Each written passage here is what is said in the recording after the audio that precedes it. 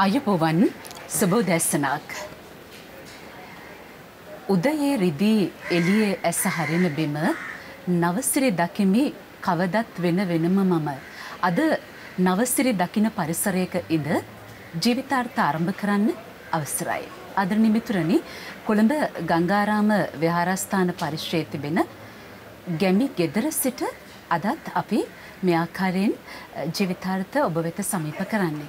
මේ ගහ කොළ හමන අලුත් දවසක සීතල සුළඟ, එතකොට සියොත් නද අලුත් දවසට අපිට ජවය එකතු කරනවා. මේ පරිසරය කෙනෙකුට හිතෙන්න පුළුවන් කොයිතරම් කාර්ය බහුල ඒ වගේම කොන්ක්‍රීට් පරිසරයක්ද කියලා. හැබැයි ඒ සියල්ලෙන්ම මිදුණු අතිශය ග්‍රාමීය සුන්දරත්වයේ රැඳුණු මේ පරිසරයේ සිට බණ්ඩා මාමාගේ ගැමි ගෙදර සිට අදත් අපි ජීවිතාර්ථ මේ විදිහට සමීප කරන්නේ ලොකු ප්‍රබෝධයකින් යුතුව. ඉතින් ඒ අසිරිය සිරිය විඳ ගනිමින් හැකි ලෙස ඔබටත් මේ සුන්දරත්වය වගේම අදත් ඔබේ අපේක්ෂාවන් ජීවිතයට වැඩි යමක් එකතු කරගන්න යමක් දෙන්න බලාපොරොත්තු ඇතිව මේ ආකාරයෙන් ඔබ මුණ ගැසුනේ. ආදරණීය මිතුරනි, වාස්තු විද්‍යාව නැත්නම් මේ ග්‍රහ නිර්මාණ ශිල්පය කියලා කිව්වහම පූර්ණ වශයෙන් ගැඹුරට නැතත් අපි හැමෝටම යම්කිසි අවබෝධයක් තියෙනවා මේ ක්ෂේත්‍රය පිළිබඳව. සමහර වෙලාවට මේ පිළිබඳ හසල දැනුමක් ඇති කෙනෙක් අපව බලනවා නරඹනවා වෙන්න පුළුවන්. ඒ වගේම මේ පිළිබඳව දැනුම උවමනාවෙන් කෙනෙක් අපහ රැඳෙනවා වෙන්නත් පුළුවන්. කොහොම හරි ජීවිතේ අපට මේ වාස්තු විද්‍යාව සහ ග්‍රහ නිර්මාණ ශිල්පය කියන එක ඊටාම වැදගත්. ජීවිතයට විතරක් නෙමෙයි, රටක් විදියට මේක අතිශයින්ම වැදගත් වෙන්නේ. මොකද රටේ ආර්ථිකයට මේ අමාකාරයක බලපෑමක් එල්ල කරන නිසා. අපිට තියෙනවා මේ ග්‍රහ නිර්මාණ ශිල්පය හා බැඳුණු ඉතිහාසයක්. මේ ඉතිහාසයේ රසමුසු තැන් වගේම හරවත් තැන් අද අපි ඒ ඉසව් බොහොම සියුම්ව ගවේෂණය කරන්න අපේක්ෂා කරනවා. ඒ සඳහා ප්‍රාමාණික දැනුම ඇති විද්වතෙක් අද මැදිරියේ සිටිනවා. බොහොම ආදරයෙන් පිළිගන්නවා. සංචාරක කර්මාන්තක ක්ෂේත්‍රය ගැන කතා කළොත් සංචාරක ක්ෂේත්‍රයේ ඉතාම හොඳ ව්‍යවසායකෙක්.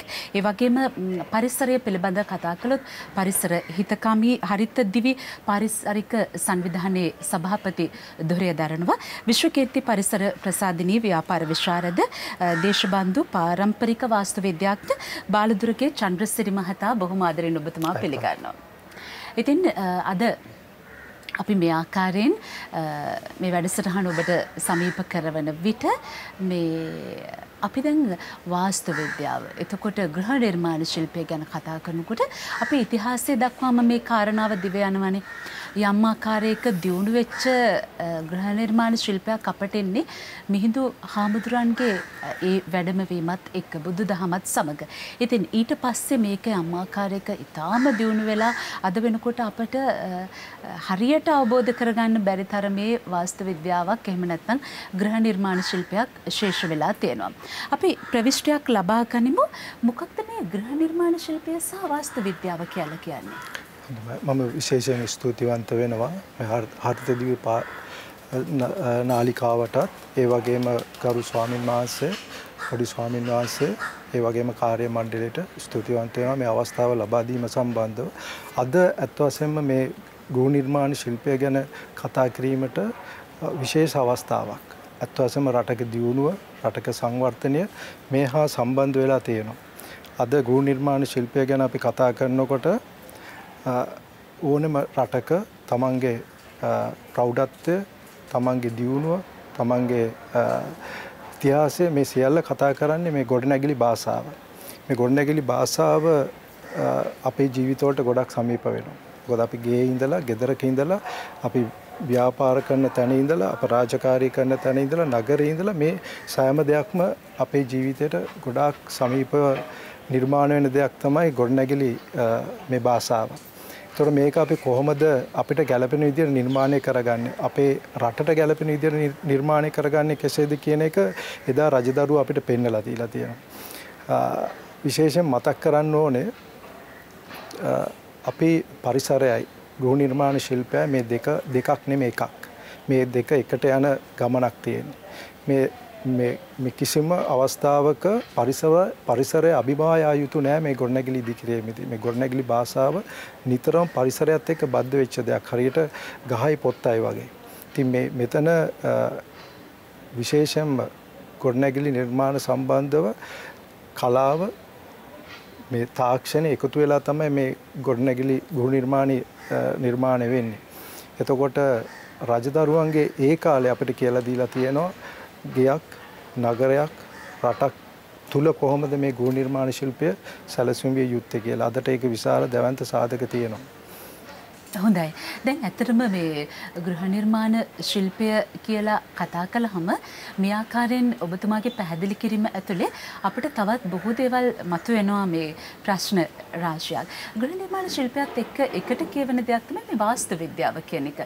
මොකක්ද වාස්තු විද්‍යාව කියලා කියන්නේ? වාස්තු විද්‍යාව ඇත්ත වශයෙන්ම ගොඩනැගිලි නිර්මාණය වෙන කාලේ ඈත අතීතයේ ඉඳන් එන සංස්ථානයක් කලාවයි විද්‍යාව එකතු වෙන තැන. ඒ තැන ගයක් එහෙම නැත්නම් මොකක් කර යම් කිසි ගොඩනැගිල්ලක් ඉදිකිරීමේදී මේ ගොඩනැගිල්ල නිසාකාරීව ස්ථානයේ නිර්මාණය කිරීමට විශේෂයෙන් මේ වාස්තු විද්‍යාව අපිට අවශ්‍ය වෙනවා. වාස්තු විද්‍යාව ගයක් හැදුවත් ඒ ගේටත් ආයතනයක් හැදුවත් ඒ ආයතනයටත් මේ වාස්තු විද්‍යාව විශේෂයෙන්ම අවශ්‍ය වෙනවා. මේ අවශ්‍ය වෙන්නේ මේ වාස්තු විද්‍යාව තුළ ගොඩක් මිත්‍යාවල් දේවල් තියෙනවා. අපි මිත්‍යාවල් දේවල් වලින් තොරව කතා කරොත් පළවෙනි දේ තමයි ගයක් නිර්මාණය කිරීමේදී ප්‍රථමයෙන් අපි තෝරා ගන්න භූමිය. ඒ අපිට ගැළපෙන සුදුසු ස්ථානයක අපි තෝරාගත යුතුයි. ඒ නිසා ඒ සම්බන්ධව අපි වාස්තු පැත්තෙන් කතා කරොත් අපි විශේෂයෙන්ම දකිනවා ඉර නගින පැත්ත, බහින පැත්ත, ඒක කොහොමද අපි තෝරා ගන්න භූමියට දිශාව, ඒකම භූමිය පිහිටීම මේ ඔක්කොම තමන් නිර්මාණය කරන ගොඩනැගිල්ලට බලපානවා. ඒක නිසා තමයි ඒ වාස්තු කියලා දෙයක් අපිට නිර්මාණය වෙන්නේ. ඒක තාක්ෂණයක්. ඒ තාක්ෂණයයි ගෘහ නිර්මාණයයි සම්බන්ධ කර ගැනීම තමයි අපි කළ යුත්තේ. හොඳයි. එතකොට මේ ගෘහ නිර්මාණ ශිල්පය කියලා කියන්නේ වාස්තු විද්‍යාව තියෙන මේ ගෘහ නිර්මාණ ශිල්පය ඇතුලේ. ඒක තුල. එතකොට සාමාන්‍යයෙන් ඍජුවම ගෘහ නිර්මාණ ශිල්පය එහෙම නැත්නම් වාස්තු විද්‍යාව අපේ ජීවිතවලට සමීප වුණාට ওই ගෘහ නිර්මාණ ශිල්පය කියන කලාව ඒක රටක් විදියට ඉතාම වැදගත්. අපි කියනවා නගර අලංකාරය. එතකොට ගෘහ නිර්මාණයක් කියලා ගියාම අපි ලෝකේ සමහර රටවල් අපි දැකලා තියෙන මේ ගෘහ නිර්මාණ ශිල්පය බලන්නම සංචාරක ආකර්ෂණය පවා දිනා ගන්නවා. සාමාන්‍යයෙන් මේ ගෘහ නිර්මාණ ශිල්පය අපේ ජීවිතවලට රටකට කොහොමද වැදගත් වෙන්නේ? රටකට විශේෂයෙන්ම ඉතාම අත්‍යවශ්‍ය දෙයක් තමයි මේ ගෘහ නිර්මාණය සැලසුම් සහගතව ඉදිකිරීම කටයුතු කිරීම. මොකද අපි ගත්තොත් ඈත අතීතයේ ඉඳන් ඒ කාලේ රජදරුවන් අපිට නිර්මාණය කරපු විධිමත්ව නිර්මාණය කරපු නගරවල්, විධිමත්ව නිර්මාණය කරපු පන්සල්, වාසස්ථාන, ආරාම මේ ඔක්කොම පරිසරයත් එක්ක එකට බද්ධ වෙලා ඉදිකිරීම කටයුතු කරලා තියෙනවා. අද වර්තමානයේ වෙනකොට අපි ඒ සම්බන්ධව අධ්‍යයනයකින් තොරව ඉදිකිරීම කටයුතු කරනවා. ඒ ගැන මගේ කනස්සල්ලක් තියෙනවා. ඒ ගැන විවේචනාත්මක කතා කරන්න කරුණු කාරණා ගොඩක් තියෙනවා. රටක් හැටියට රටක දියුණුව අභිමානය තවත් රටක් දකින්නේ ඒ රටේ තියෙන ගොඩනැගිලි භාෂාව තුළින්. එහෙම නැත්නම් පුජ්‍යලිය මතින් නෙමෙයි. එක අවස්ථාවල් වල රටක් තව රටක් එක්ක සම්බන්ධ වෙනකොට ඒ රට අපි හැසිරෙන විදිය, අපි ක්‍රියා කරන විදිය, අපි ගනුදෙනු කරන විදිය මේ හැම දෙයක්ම තවත් රටකට ඒක අපි ලබා දෙන පණිවිඩයක්. ඒ කියන්නේ අපේ අභිමානය, අපේ ශක්තිය. මේ සියල්ල කතා කරන්නේ ගොඩනැගිලි. එදා රජදරුවෝ අපිට කතා කරා නම් දියුණු තාක්ෂණයක් එක්ක ඉදිකිරීම කටයුතු කරලා වැව් හදලා ගොඩනැගිලි හදලා අද තියෙන තාක්ෂණය නැතුව එදා ඒ නිර්මාණය කරා නම් අද අපි ඒ තාක්ෂණය භාවිතා නොකර දැවැන්ත නිර්මාණ කරලා අසාර්ථක වෙලා තියෙනවා. ඉතින් රටක ආර්ථිකයට විශේෂම දැඩිව බලපාන දෙයක් තමයි මේ ගොඩනැගිලි නිර්මාණය. එහෙම නැත්නම් මේ නගර අලංකාරය කිරීම. එතනින් එහාට ගියාම තමන් වාසය කරන ගෙදර ඉඳලා අපි පටන් ගන්න ඕනේ. ගමේ ඉඳලා නගරයට, නගරේ ඉඳලා වාණිජ නගර වලට මේ නගර සැලසුම් වෙන්න ඕනේ. මේට වඩා මේ නගර වලට මේ ඉදිකිරීම කටයුතු සඳහා අපේ අවධානය විශේෂයෙන්ම යොමු කරන්න ඕනේ. මොකද ඒ සම්බන්ධව අපි මේ වෙනකොටත් උදාහරණයක් වශයෙන් මට කරුණු ඉදිරිපත් කරන්න පුළුවන්. අද ඩුබායි වගේ නගරයක් ගත්තම ඒ නගරේ කිසිම දෙයක් තිබ්බ නගර නෙමෙයි. ඒ නගර වැලි කාන්තාර බවට තිබ්බ නගර. එතකොට ඒගොල්ලොන්ගේ ඒ නගර තුල තිබුණේ තෙල් පමණයි. තෙල් ආකර පමණයි. අද සංචාර කර්මාන්තය දියුණු වෙලා තියෙන්නේ ඒ ගොඩනැගිලි බලන්න. අද සංචාරකයා ලංකාවට එන්නේ අවුරුදු 2600ක් පරණ ගොඩනැගිලි ඉතිහාසයක් බලන්න තමයි අද සංචාරකයා අපේ ලංකාවට එන්නේ. තව අවුරුදු ගණනාවක් ගියාම අපිට මේ පරණ ගෘහ නිර්මාණ ශිල්පය අපි ආරක්ෂා කරේ නැත්නම් එදාට අපේ සංචාර කර්මාන්තය සම්පූර්ණයෙන්ම කඩා වැටෙනවා. මොකද දැනට මේ වෙන ඉදිකිරීම කිසිසේත් කිසි කෙනෙක් නැරඹීමට ලංකාවට පැමිණෙන්නේ නැහැ. මොකද ඒ නිර්මාණ තුල අලංකාරයක් නැහැ, ඒවා සැලසුම් නැහැ, ඒවට අපේ කියන සිංහලකම අපි සම්බන්ධ කරගෙන නැහැ. ඒ නිසා ඉදිරියේදී අපි ඉදිරි අනාගතයේ අපේ නගර ගත්තාම එහෙම නැත්නම් අපේ ගෘහ නිර්මාණ ශිල්පය ගත්තාම අපි දැවැන්ත ප්‍රශ්න කීපයකට මුහුණ දෙන්න පිළිගැසලා තියෙනවා. ඔව්. අපි දන්නවනේ විශේෂයෙන්ම සංචාරක ආකර්ෂණය දිනාගෙන තියෙන්නේ අදටත් අපේ ඉපැරණි පෞරාණික වටිනාකමින් තිබුණු ඒ රාජධානි දෙහාවට අනුරාධපුරයේ පොළොන්නරුව එතනින් එහාට මහනුවර දළදා මන්දිරය මේ ආදී වශයෙන් අදට සංචාරකයෝ ඇදෙන්නේ මෙන්න මේ පුරාතන නටබුන් දැක බලා ගැනීම ඒ ගොඩනැගිලි දැක බලා ගැනීම. දැන් දකුණට ගියොත් අපි ගාලු කොටුව බලන්න යනවා, මාතර ඒ කොටුව බලන්න යනවා, තාරකා කොටුව මේ ආදී වශයෙන් අපට ඒ තිබුණු පැරණි දේ ඔස්සේ අදටත් අපි කතා කරන ඉතාම හොඳ අපේ එදා තිබුණු ගෘහ නිර්මාණ සහ මේ කියන ශිල්පය පිළිබඳව. අපි ඉතාම කෙටියෙන් කිව්වොත් අපිට සාමාන්‍යයෙන් පෞද්ගලිකව නිවසක් හදා ගන්නකොට නැත්නම් ගෘහ නිර්මාණ ශිල්පය වගේ දේවල් කොහොමද අපි මේ පසුබිම තෝරගන්නකොට මොන වගේ සැලකිලිමත් වීමක්ද කරන්න ඕනේ? විශේෂයෙන් ගයක් නිර්මාණය කිරීමේදී අපි ගේට භූමිය ඉතාමත් වැදගත් වෙනවා. ඒ භූමියේ තෝරා ගන්න ස්ථානය වැදගත් වෙනවා. මොකද ඉස්සර අපේ මුතුන් මිත්තන් ගෙවල් නිර්මාණය කරනකොට මේ ගෙවල් අපිට මහගෙදර කියලා ගෙයක් තිබ්බා. දැන් කාලේ ඒක නැහැ. එතකොට මේ මහගෙදර පරම්පරා ගානක් ජීවත් වෙනවා. එතකොට මේ ගෙවල් ශක්තිමත්, මේ ගෙවල් විධිමත්, සැලසුම් සහගතව ප්‍රධාන දේ තමයි තෝරා ගන්න භූමිය විතා වැදගත් වෙනවා. ඒ සා දිශාව ඒ ස්ථානයේ සම්පූර්ණයෙන්ම ගයක් නිර්මාණය කිරීමේදී විශේෂ කාරණාවක් වෙනවා. ඔව් මා විශ්වාස කරනවා ඒ මාතෘකාවනම් ටිකක් අපට වැඩිපුර කතා කරන්න සිද්ධ වේවි. ආදරණීය මිතුරනි මේ තරම් මේ ගෘහ නිර්මාණ ශිල්පය සහ මේ වාස්තු විද්‍යාව මේ ආදී කරුණු කාරණා ගැන කතා කරනකොට අපි ජීවත් වෙන්න සුදුසු වටපිටාවක පරිසරයක් නිර්මාණය කරගන්න එක. අන්න ඒ නිසාම ජීවිතාර්ථ ඔබ වෙත සමීප කරවීමේදී අපි ওই කාරණාව සැලකිල්ලට ගත්තා. ඒ නිසා තමයි මේ අතිශය කාර්යබහුල ජනාකීර්ණ නගරයක ගංගාරාම විහාරස්ථාන පරිශ්‍රයේ මේ ආකාරයේ ගැමි ගෙදරක් නිර්මාණය කළ අපේ බණ්ඩමාමගේ ගැමි ගෙදර ඉඳගෙන අපි ජීවිතාර්ථ ඔබට සමීප කරන්නේ. අපි කෙටි විරාමයක් ලබා ගමු.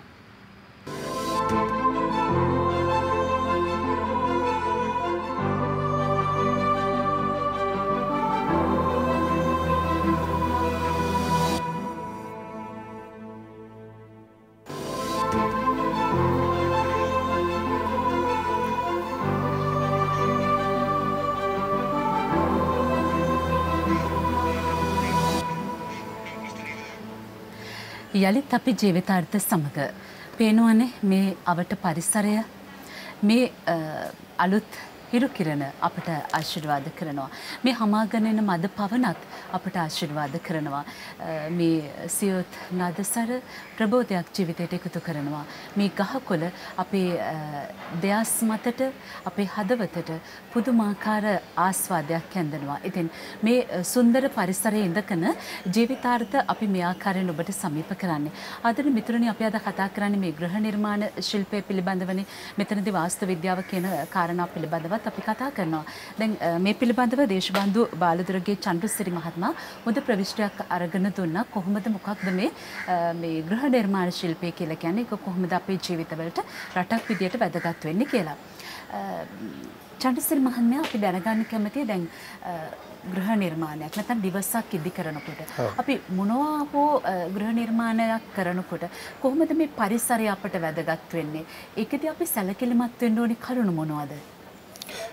විශේෂයෙන්ම ගෘහ නිර්මාණ ශිල්පය තුළ අපි කතා කරොත් අතීතය දැන් වර්තමානයට ගේන්නේ මේ ගෘහ නිර්මාණ ශිල්පය තමයි. මේ ගොඩනැගිලි. වර්තමානයේ අනාගතයට ගෙනියන්නේ මේ ගොඩනැගිලි. අද අපි රටක් හැටියට ගත්තම රටක් තුළ නිර්මාණය හරි වැදගත්.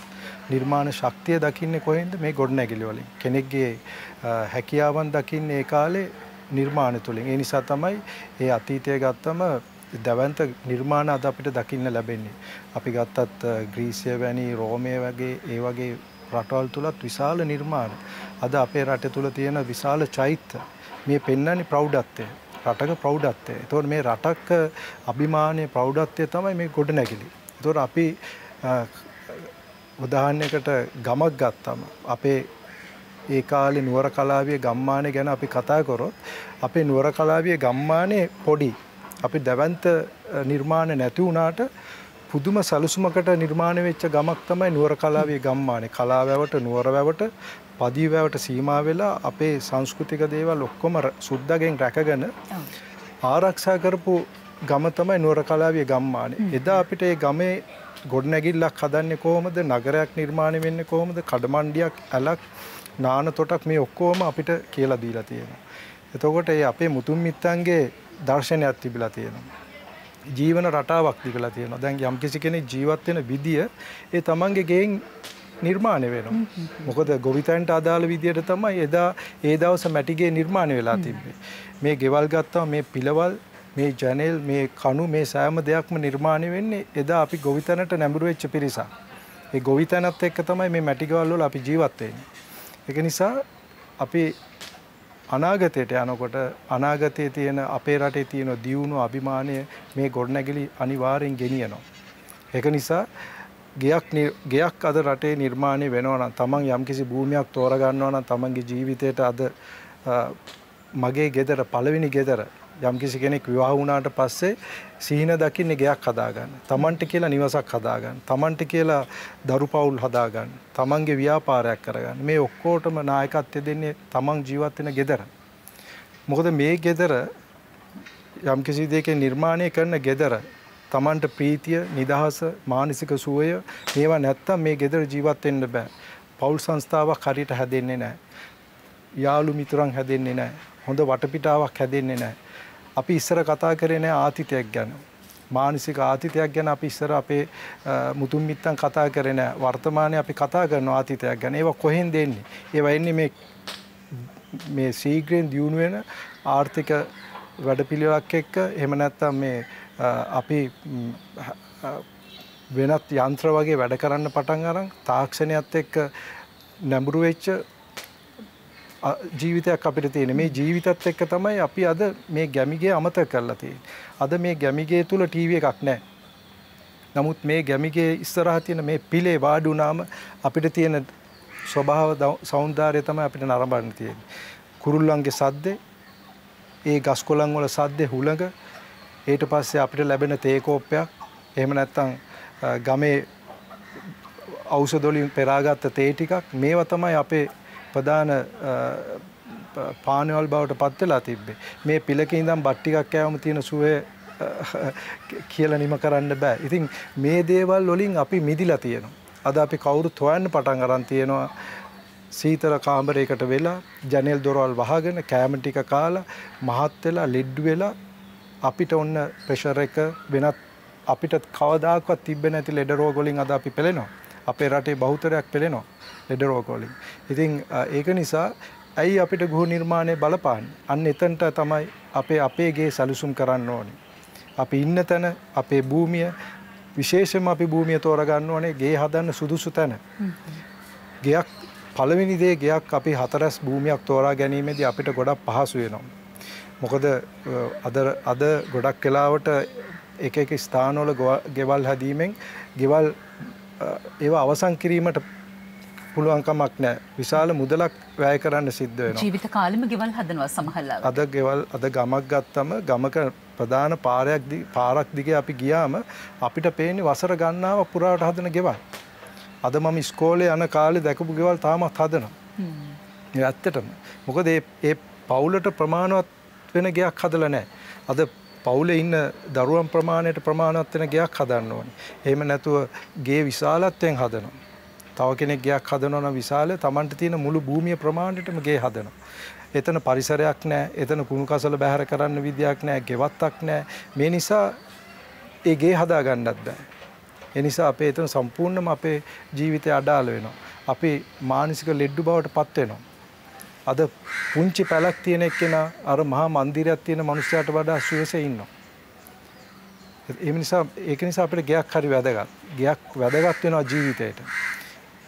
අපේ එදිනෙදා කටයුතු කිරීමේදී අපිට ගේ පහසු වෙන්න ඕනේ. ඒක තමයි වාස්තු විද්‍යාව ඇවිල්ලා තියෙන්නේ.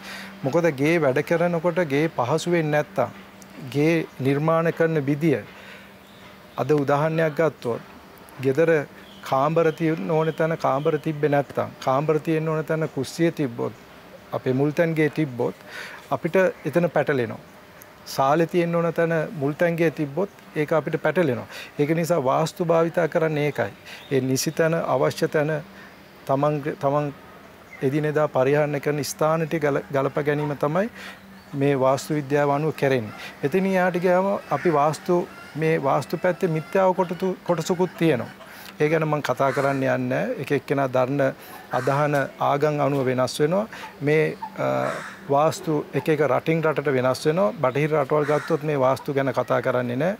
නමුත් ගෘහ නිර්මාණ ශිල්පය ගැන ඒගොල්ලෝ තදින් අධ්‍යයනය කරනවා. අද සාමාන්‍ය ළමයෙකුට පවා ඒ රටවල් වල බටහිර රටවල් වල ගෘහ නිර්මාණ ශිල්පය ගැන අවබෝධයක් තියෙනවා. ඒක නිසා මම හිතන්නේ වාස්තු වලට වඩා ගයක් නිර්මාණය කිරීමේ ශක්තිය අපි කාටත් එක හා සමාන ලැබිය යුතුයි.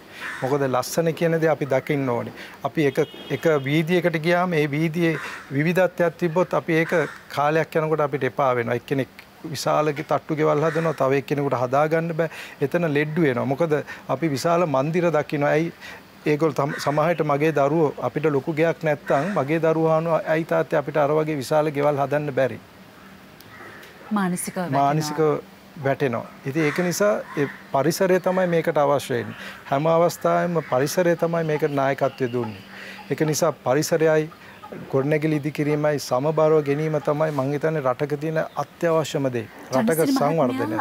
දැන් මේ කාරණාවේදී අපිට පැහැදිලි වෙනවා නේද එක ප්‍රධාන ප්‍රමුඛ කරුණක්. ඒ තමයි දැන් ඔබතුමා ඊටාම හොඳ කරුණක් මතු කරලා දුන්නේ. එක නිවසක් ප්‍රාසාදයක් වගේ සුවිසල්ව ඉදි කරලා තියෙද්දි තව නිවසක් පුංචියට තාමත් හදාගන්න බැරි ලෑලි වලින් නිර්මාණය කරලා හෝ ඊටාම කුඩාවට නිම කරගන්න බැරි නිවසක් නම් ඒ දරුවන්ගේ මානසිකත්වය අපි මේ නොහිතන දේවල් රටක් විදියට මේ දිහාවට බලන්න සාමාන්‍යයෙන් රාජ්‍ය මැදිහත් වීමක් මෙතනදී වමනා කරනවා නේද? අත් වශයෙන්ම රටක නිර්මාණය ගොඩනැගිලි නිර්මාණය සඳහා විශේෂම අවස්ථාවක් ලබා දිය යුතුයි. ඒකට විශේෂ වගකීමක් දැරිය යුතුයි. මොකද උදාහරණයකට අද අපේ නගරයක් ගත්තම අපේ එහෙම නැත්නම් අපේ නිවාස ඉදි කරලා තියෙන ප්‍රදේශයක් ගත්තාම මේ නිවාස ඉදි කරපු තැන අද කම්බි විකුණනවා. එහෙම නැත්නම් ගොඩනැගිලි ද්‍රව්‍ය විකුණනවා. වැලි ගොඩවල් ගහලා තියෙනවා. ඒ ආසේ තියෙනවා තවත් ස්ටෝර්ස් තියෙනවා. එහෙම නැත්නම් ඒ ආසේ වෙන ගබඩා කාමර තියෙනවා. එහෙම නැත්නම් තවත් කඩවල් අද මම ජීවත් වෙන අනුරාධපුර නගරේ මම කියන්න කනගාටු වෙනවා. අද නගරවල අපි ගත්තොත් උදාහරණයකට අපි නගරය තුල බහුතරයක් දකින්න තියෙන්නේ කොත්තු හදන, රොටි හදන කඩවල්. නගරයක සමබරතාවය එතනින්ම කැඩලා ගිහිල්ලා තියෙනවා. නගරයක් කියන්නේ නගරයේ පුජ්‍යලයකට සේවාවක් ලබා දිය යුතුයි. නගරයක් දියුණු වෙන්නේ සේවාවක් ලබා දීම තුළින් ඒ පරිසරයේ ජීවත් වෙන, ඒ ගමේ ජීවත් වෙන, නගරේ ජීවත් වෙන මිනිස්සුව පෝසත් කරන්න ඕනේ, ශක්තිමත් කරන්න ඕනේ. ඒ මිනිස්සයාට සිද්ධ වෙනවා නම් කිලෝමීටර් ගණනාවක් ගිහිල්ලා යම්කිසි බඩුවක් ලබා ගන්න ඒ ගමේ දියුණුවක් දකින්න බෑ. පාරවල් පද්ධතිය නිවැරදිව ලබා දෙන්න ඕනේ.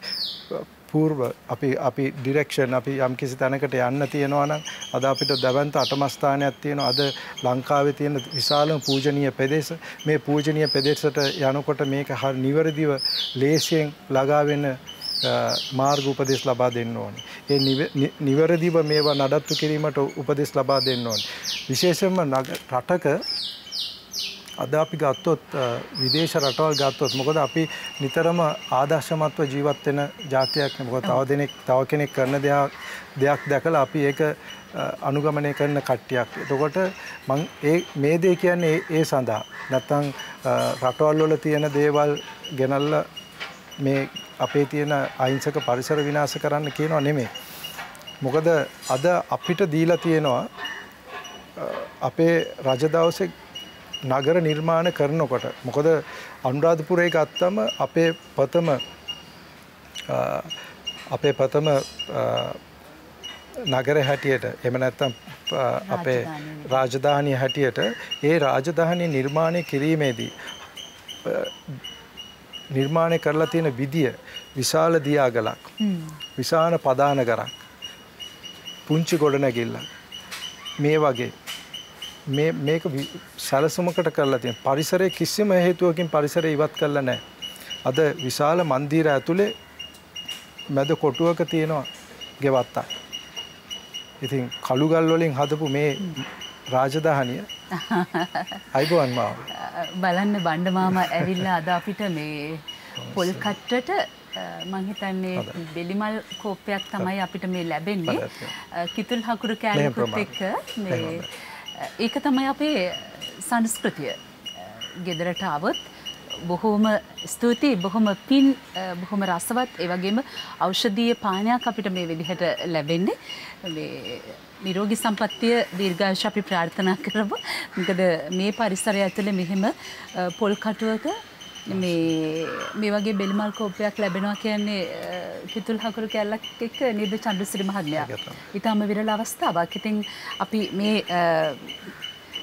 ඊටම මද රසනේ මේක ලැබෙන්නේ. අපි මේක පානීය කරන ගමන් කතා කරමු. ඔබතුමා කියන්නේ මං කියාගෙන ආවේ ඒ රාජධානී විශාල රාජධානී.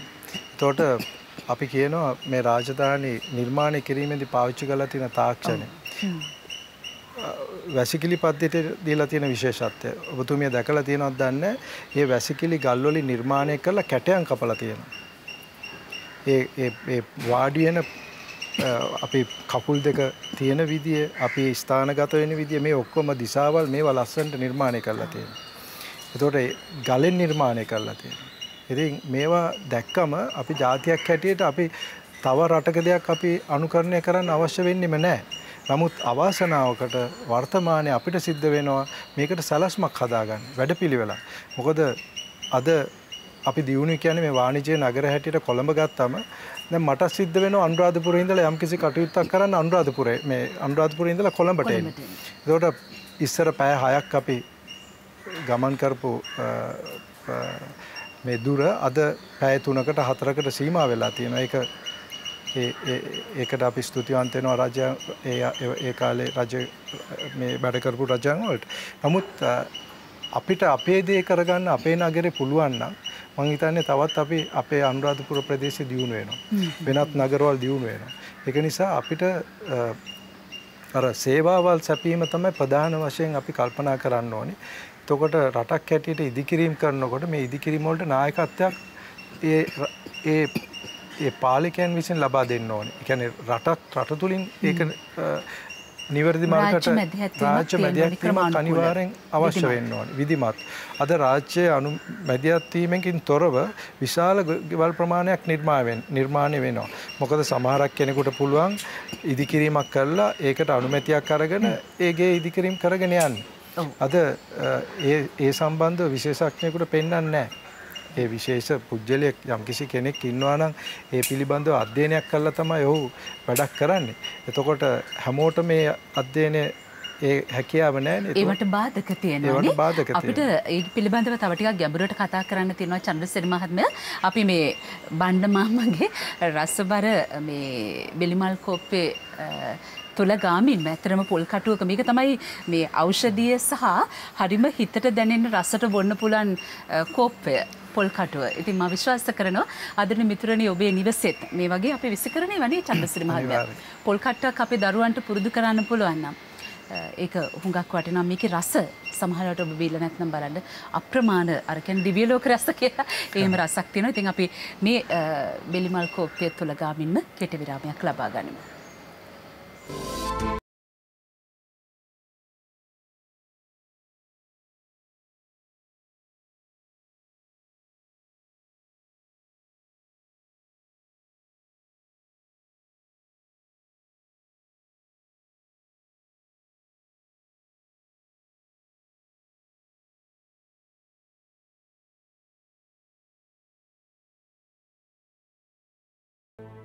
යළිත් අපේ ජීවිතාර්ථ සමග අපේ දේශබන්දු බාලදුරගේ චන්ද්‍රසිරි මහත්මයා පාරම්පරික ගෘහ නිර්මාණ ශිල්පියෙක් වගේම අපේ රටේ හොඳ සංචාරක ව්‍යවසායකයෙක් ව්‍යාපාරය සම්බන්ධව එතුමා තමන්ගේ ඥානය දැනුම සහ අපේ පෞරාණික දේ භාවිත කරලා පුරාණ ගම කියන අධිෂ්ඨානීය පුරාණ ගම කියන මේ පොත් පිංච පළ කරලා තියෙනවා. ඒ වගේම අධිෂ්ඨානීය ෆොරස්ට් රොක් ගාඩන් රිසෝට් කියලා මේ ආදී වශයෙන් මේවායි තියෙන තොරතුරු අපි විශ්වාස කරනවා. ඇත්තටම මේ අපි ඇත්තටම විශ්වාස කරනවා මේ ග්‍රන්ථ අපේ ජීවිතවලට හුඟක්ම වැදගත් වෙයි කියලා. මේක අධිෂ්ඨානීය ෆොරස්ට් රොක් ගාඩන් රිසෝට් ඒ වගේම මේ අධිෂ්ඨානීය පුරාණ ගම. මේ ග්‍රන්ථ දෙක තුලම තියෙන්නේ ඇත්තටම මේ ග්‍රන්ථ දෙක තුලම තව මම හිතන්නේ ඔබතුමා ඊට වඩා ග්‍රන්ථ රචනා කරලා තියෙනවා. මේට වඩා තව දෙකක් කරලා තව දෙකක් තියෙනවා. ඔබ හොඳ සංචාරක ව්‍යාපාරයේ ව්‍යවසායකයෙක්. ෆොරස්ට් රොක් ගාඩන් රිසෝට් අක්කර 50ක අනුරාධපුරයේ අතිශය වනාන්තරයක නැත්නම් වනලැහැබක සිරි ඇතුලේ ඊටාම නවීන විදිහට පහසුකම් තියෙන හැබැයි පෞරාණිකව දිස්වෙන පෞරාණික අපේ රාජධානියක සිරියස්සිරි ගන්න හෝටල් සංකීර්ණයක් ඉදි කරලා තියෙනවා. අද ජීවිතාර්ථ අතල අපිට ටිකක් ඒ පැත්තට යන්න හිතුවා. ඒ ඉසව්ව කොහොමද රටකට සාමාන්‍යයෙන් මේ සංචාරක ව්‍යාපාරය ගෘහ නිර්මාණ ශිල්පය සහ මේ වාස්තු විද්‍යාව කියන කාරණාවත් එක්ක බද්ධ වෙලා තියෙන්නේ? රටකට සංචාර කර්මාන්තය අතිශයින්ම වැදගත්. මොකද අද අපි කතා කරන මේ ඩොලර් ලැබෙන්නේ අපිට යූරෝ ලැබෙන්නේ ඩොලර් ලැබෙන්නේ මේ මාර්ගයෙන්. සංචාරකයා ලංකාවට පැමිණුණොත් අපේ රට පොහොසත් වෙනවා. අපි හිතන්නේ නැති පැතිකඩවල් වලින් රැකිරස්ථා අවස්ථාවල් ගොඩාක් ලැබෙනවා. මම දන්න විදියට වර්තමාන සංචාර කර්මාන්තයේ 28%ක් පමණ නියැලී සිටිනවා. එක ඍජුව වක්‍රව සංචාර කර්මාන්තය තුල නියැලී සිටිනවා. මම සංචාර කර්මාන්තය දකින්නේ වෙනස් විදියට. මම ඒ නිසා තමයි අනුරාධපුරයේ සංචාර කර්මාන්තයේ ඒ ස්ථානයට ගැලපෙන නිර්මාණයක් කරන්නේ. මොකද ලංකාවට එන සංචාරකයා දකින්න ඕනේ අපේ දේ, අපේ දේශීය දේ. අපි විදේශ දේවල් වලින් ගොඩක් ස්වයංපෝෂිත වෙලා තියෙනවා. අපි නිර්මාණයක් ගත්තත් අපිට ගැලපෙන්නේ නැති නිර්මාණ තමයි අද අපි ගෙයක් ගත්තත් ගෙයක් ගත්තම ඉස්සර පළ දෙකට තිබ්බගේ අද පළවල් කොටස් වලින් වහලවල් විශාල ප්‍රමාණයක් අපි දකින්න තිබෙනවා. ඒ නිසා අපි ඒ සුන්දර පරිසරයේ ගෙයක ගෙදරක තියෙන සුන්දර පරිසරය අපිට අහිමි වෙලා තියෙනවා. ඒ නිසා සංචාරකයා කොහොමද මම මේවට සම්බන්ධ කරගන්න ගමන් පණිවිඩයක් සමාජගත කරන්නේ තැනට මම යොමු කරලා තියෙනවා. අද පාසල් දරුවෙක් අද දැන් මේ මොහොතේ අපිට තේ සංග්‍රහයක් අපිට බෙලිමල් කෝප්පයක් ගෙනල්ලා ඒ මාමා අපිට සංග්‍රහයක් කරා. අද මේක අපිට දකින්නේ නැහැ අපේ ගම්වල. ඒක නිසා මම පැරිණි ගමක් නුවර කලාවේ ගම්මානේ නිර්මාණය කරලා තියෙනවා. ඒ ගම තුල කතා කරන භාෂාව පවා වෙනස්. අපි කිසිම කෙනෙක් සර් කියලා කතා කරන්නේ. අපි මාමා නැන්ද කියලා තමයි මේ ගම තුල කතා කරන්නේ. සම්පූර්ණම ගමක්. අද මේ ස්වාමින් වහන්සේ මේ නිර්මාණය කරලා තියෙනවා වගේ මෙවන් ස්ථානයක්. ඒකේ ඉතින් මේ ප්‍රදේශයේ එච්චර භූමි ප්‍රමාණයක් නැති නිසා මේ පොඩියට ලස්සනට මේක හුරිබූටිව නිර්මාණය කරලා තියෙනවා. දැන් මම අක්කර 35ක විශාල ගමක්. කඩමණ්ඩි වැව් පන්සල් නාන තටාක දියැලව අනුරාධපුරේ. ඉතින් මේ ස්ථානේ මම දැක්ක වර්තමානයේ ගොඩාක් කට්ටිය මේක ලොකු ඉල්ලීමක් තියෙනවා. සංචාරකයට ලොකු ඉල්ලීමක් තියෙනවා. දේශීය සංචාරකයට ඉල්ලීමක් තියෙනවා. ඒතකොට මේ ගැන ඇයි අපි කතිකාවක් හදන්නේ නැත්තේ? ඒකට අපිට තාම ඉල්ලීමක් තියෙනවා. අපේ පරණ දෙයට තාම ඉල්ලීමක් තියෙනවා. අද අපි නගරයක තියෙන විශාල ගෙයක් ගත්තත් අපි ඒ ගේ තුල දකින්න පෙට්ටි ගම. එහෙම නැත්තම් පැරණි මොකක් හරි ගෘහ නිර්මාණයක් එතන ගිහිල්ලා තියලා තියෙනවා. ඉතින් පරණ උළුවස්සක් ගෙනියලා තියලා තියෙනවා. මිරිස් ගලක් එහෙම නැත්තම් වංගෙඩිය. ඉතින් මේවා දැන් අපේ ගෙවල් වල ආභරණ බවට පත් වෙලා තියෙනවා. ඉතින් ඉස්සර ඒවා අපි පාවිච්චි කරපු දේවල්, අපි ඒවා පරිහරණය කරපු දේවල්. ඉතින් මේවා නිර්මාණය කළා අද ළමයිට දරුවන්ට ඒවා දැක බලා ගන්න විදේශික සංචාරකයට ඒවා අපි මොන වගේ જાතියක්ද කියලා දැක ගන්න ඒවා ස්ථාපිත කරලා තියෙනවා. ඒවා සාමාන්‍යයෙන් ගමක් හැටියට නිර්මාණය කරලා තියෙනවා. ඉතින් මේවා සංචාර කර්මාන්තයට හරි වැදගත්. එතනින් එහාට ගියාම අද පරණ දෙයට විශේෂත්වයක් දක්වන්න පුරුදු කරන්න පුළුවන් අපේ ව්‍යාපාර තුලින්. මොකද අපි සංචාර කර්මාන්තය තමයි මේකට වැඩිපුර බද්ධ වෙන්නේ. පැරණි දේ ඉස්මතු කරලා පැරණි දේ තුල ජීවත් වීම. අද යුරෝපයට යන කෙනෙක් ඒ යුරෝපයේ රටකට ගිහිල්ලා බලන්නේ නවීන දේවල් නේ. ඒ නවීන දේවල් තුල යම්කිසි පන්නරයක් ජවයක් ඒගොල්ලෝ ආස්වාදයක් ලබනවා. නමුත් අද ඒ නගරවල ඉන්න විදේශිකයන් ඇවිල්ලා ඒ පන්නරේ ඒ දේ දැකලා අපේ ස්ථාන පරණ පෞරාණික පූජනීය ස්ථාන දැකලා තමයි ඒ පන්නරේ ගන්න. එතන වෙනස ඔබතුමී හිතලා බලන්න. දැන් අද අපි ගිහිල්ලා නවීන ස්ථාන බලලා අපි ඒ සතුට අරගෙන එනවා. අද පිට රටින් ඉඳලා එන විදේශිකයෝ ඇවිල්ලා අපේ පරණ නටුමුන් බලලා ඒ තෘප්තිය ඒ සතුට ලබනවා. මානසික සුවය ලබනවා. ඒ පරිසරයේ ගහකොළ දැකලා සතුට වෙනවා. අපි ඒවා විනාශ කරොත් අපිට අද හෙට දවල් සංචාර කර්මාන්තයක් නැහැ. ඒක නිසා සංචාර කර්මාන්තයට විශේෂයෙන්ම බද්ධ වෙන්න ඕනේ මේ දේවල්. පැරණි දේවල්. මැටි ගම්මාන, මැටි නගර, මැටි භාජන, මැටි වලින් එහෙම නැත්නම් අපි ඒ කාලේ පාවිච්චි කරපු දේවල් උපකරණ මේ දේවල් තමයි අද භාවිතා කරන්නේ. නගරයක ඇතුල් වෙනකොටම අපිට ඒ ගමේ සුවඳ දැනෙන්න ඕනේ. ඒ දැන් උදාහරණයකට අපි අනුරාධපුරේ යනවා නම් අපිට ඒ අනුරාධපුරේ පුස්බක් කියලා දෙයක් දැනෙන්න ඕනේ. අපි තවත් නුවරට යනකොට අපිට ඒ නුවර තියෙන සීතල ගතිය එහෙම නැත්නම් නුවර තියෙන පරිසරයේ ඒ පුස්ම අපිට අපේ හදවත් වලට තැම්පත් වෙන්න ඕනේ. එතකොට තමයි අපිට සාර්ථකව ජාතියක් හැටියටත් අපිට මානසික සුවයකින් මේ රට තුල ජීවත් වෙන්න පුළුවන්. ප්‍රාදේශීය අනන්‍ය ලක්ෂණ අපේ නිර්මාණ තුළට අපි අරගෙන එන්න ඕනේ. ඒවා හැමදාටම අරගෙන යන්න නම් අපි මේ පිළිබඳව යම් ආකාරයක දැනුමක් තියෙන්න ඕනේ. චන්ද්‍රසිරි මහත්මයා දැන් ඔබතුමාගේ මේ විශේෂයෙන් දැන් හෝටල් ක්ෂේත්‍රය තුල ව්‍යවසායකයෙක් විදිහට දීර්ඝ කාලයක් තිස්සේ කටයුතු කරනවා. හැබැයි සම්ප්‍රදාය අපේ පුරුදු හෝටල් ව්‍යවසායකයෙක් නෙමෙයි. එතන ගියාට ගියාම දැන් අනුරාධපුරය කියලා කිව්වහම අපිට තියෙනනේ අනුරාධපුරය කිව්වහම අපිට එක සැරේම අපේ පළවෙනි රාජධානිය අනුරාධපුර රාජධානිය. එතකොට අපිට ඒ නටබුන් ඒවැයේ අපේ හදවත්වලට අපි ඒ කියපු පොතපතවල තිබුණු දේවල් අපේ හදවත්වලට විචිත්‍රවත් වෙලා තියෙනවා. ඒවා එක් ආකාරයක රූප රාමුත් එක්ක ඇඳිලා තියෙනවා. හැබැයි ඒවා අද නවීන ලෝකයට අරගෙන එන්න ඒ ශිල්පය සූක්ෂමව ඊටාම සියුම්ව යොදන්න තරම් ඥානයක් ඔබතුමා ළඟ තිබුණා. ඒ නිසානේ ඔය අපිට කුට්ටම් පොකුණ එතකොට මහා රාජධානියකේ රජ මැදුරක තියෙන සිරි අසිරි ඒ සියල්ලම ඔබතුමාගේ හෝටල් ඇතුලේ දකින්න ලැබෙන්නේ. ඒවා අතිශයින්ම නිර්මාංශ වෙලා තියෙනවා. ඒවයි මස් මාංශ වලින් තොරයි. අපේ සම්ප්‍රදායට පුදුමාකාර අපේ සංස්කෘතියට අපේ අනන්‍යතාවයට පුදුමාකාර සාධාරණත්වයක් ඔබතුමා ඉස්තර කළා තියෙනවා. මේකමද රටකට ගෘහ නිර්මාණ ශිල්පයේදී වාස්තු විද්‍යාවේදී උවමනාම කරන්නේ. ඇත්ත වශයෙන්ම මේක මොකද සැලැස්මක් කියන්නේ යම්කිසි නගරයක රටක අපි සැලැස්මක් කියලා තියෙන්නේ මොකද පරිසරයත් එක්ක සැලසුම් කරන්න පුළුවන් එකම දේ ගොඩනැගිලි නිර්මාණය ගොඩනැගිලි අවස්ථ ස්ථානවල ස්ථාපිත කිරීම තමයි අපි කළ යුත්තේ. ඒ අවශ්‍ය විදියට ඒවා නිර්මාණය කිරීම අර මම කලින් සඳහන් කරා වගේ පොඩි ගොඩනැගිලි හදන්න ඕන ස්ථාන විශාල දැවැන්ත මන්දිර හැදුවොත් ඒක පරිසරයත් එක්ක මැච් වෙන්නේ නැහැ. ඒක අභිභව යනවා. පන්සල් වගේ ගෙවල් හදන්න බෑ. ගෙවල් වගේ පන්සල් හදන්න බෑ. අද වෙන්නේ ඒක. ඔව් විශේෂයෙන්ම අපිට හඳුනා ගැනීමක් අවශ්‍ය වෙනවා. ඒක මොකද මේ ගොඩනැගිලි භාෂාව තුල තියෙන අපි විශ්වාස කරන්නේ නැති අපි දකින්නේ නැති විශාල දෙයක් මේ තුල තියෙනවා. ඒක ගේන්න පුළුවන් මේ ශිල්පීන්ට පමණයි. මොකද ඒගොල්ලෝ ඒ ගැන යම්කිසි දැනුමක් ලබන නිසා ඒ නිර්මාණ කිරීමේ හැකියාව ඒ පුද්ගලයන් තුල තිබෙනවා. මම විශේෂයෙන්ම සංචාර කර්මාන්තය ගැන කතා කරනකොට මම තව එක දෙයක් සඳහන් කරන්න ඕනේ. මේ සංචාර කර්මාන්තය අද මුළු ලෝකෙම අපි දණින් වැටලා තියෙන අවස්ථාවක්. නමුත් ඒ දණින් වැටිච්ච අවස්ථාවේ අද යුරෝපයේ අපි ගත්තම යුරෝපයේ වෙනත් රටවල් එහෙම නැත්නම් අපේ ආශ්‍රිත රටවල් මාල්දිව වැනි අනිත් පොඩි දූපත් වගේ රටවල් ගත්තම අද සංචාර කර්මාන්තය ටස් කරලා නැකිලා තියෙනවා. ඉතා ශීඝ්‍රයෙන් කලින් තිබ්බ තත්ත්වයට පත් වෙලා තියෙනවා.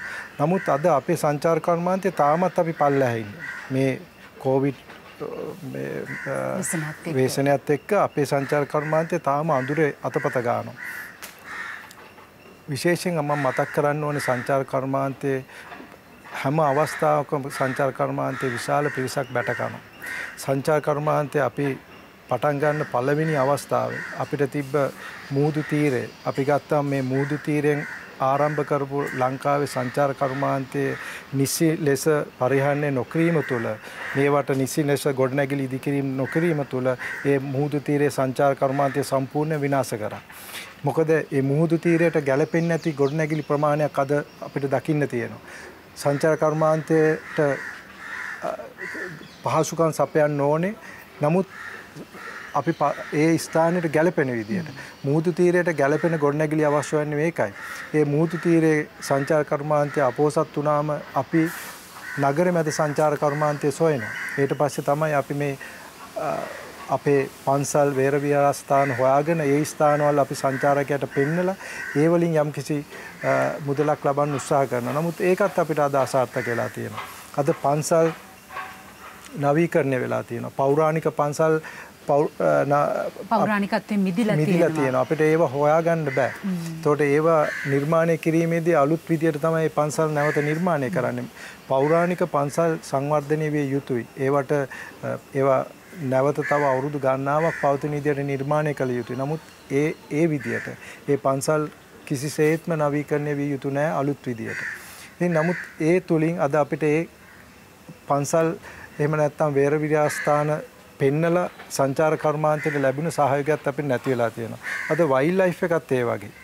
අපිට අපේ වයිල්ඩ් ලයිෆ් එකත් අසාර්ථක වෙලා තියෙනවා. අද ඔබතුමිය බලන්න සංචාර කර්මාන්තයට යොදා ගන්න මේ යාල විල්පත්තු වගේ ස්ථානවල ඇතුළේ ගිහිල්ලා බලන්න ඒට මැච් වෙන පරිසරයක් තියෙනවද? ඒට මැච් වෙන ස්ථාන හදලා තියෙනවද? නැහැ. අද අපි යාල ගියාම අපි දකිනවා ඇෆ්‍රිකාවේ තියෙන ගෘහ නිර්මාණ ශිල්පය ගෙනල්ලා බස්සලා තියෙනවා. විශාල කොටන් දාලා නිකම් පිදුරු දාලා පොල්ලතු ගහලා හදලා තියෙනවා. සංචාරකයා ඒකට කැමති නැහැ. අපේ අනන්‍යතාවය තමයි අපේ අනන්‍යතාවය.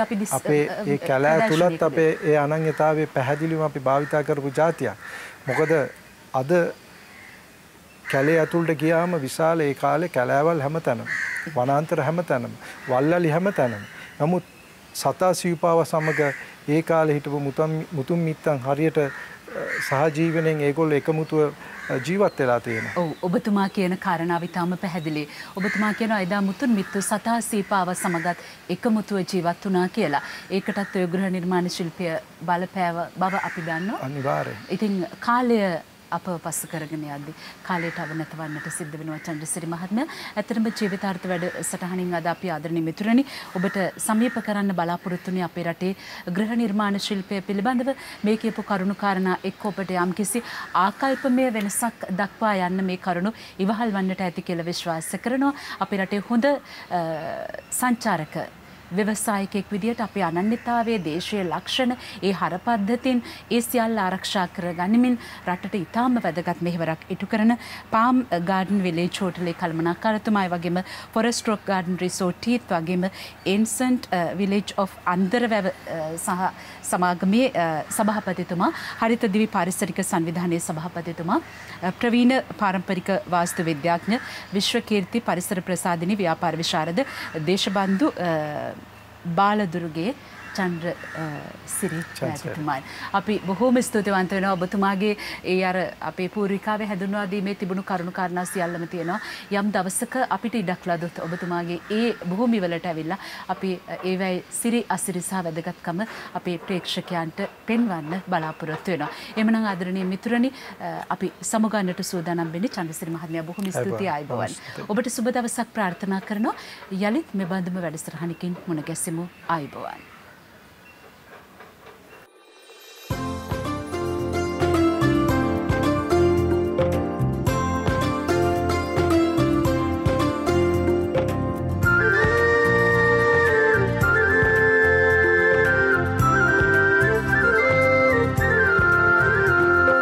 අපේම උරුමය සොයා අපේ කමට ඉඩ තියා රසක සිසාරා සරණ චාරිකාවයි හරිත රූප වාහිනී නාලිකාවයි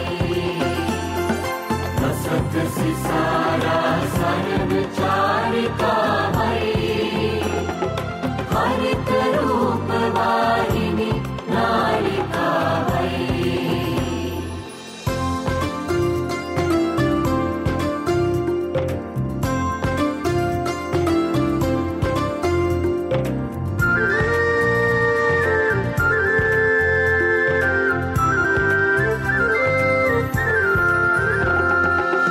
වියලුණු දඬු උව දලුලන මෙහි මත හේනට කුඹුරට යොමු කරගත සිත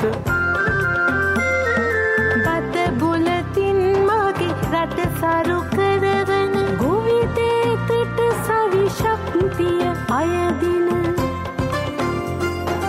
රසත සිසාරා සරණ චාරිකාවයි හරිත රූපවාහිනී නාලිකාවයි රසත සිසාරා සරණ චාරිකාවයි හරිත රූපවාහිනී නාලිකාවයි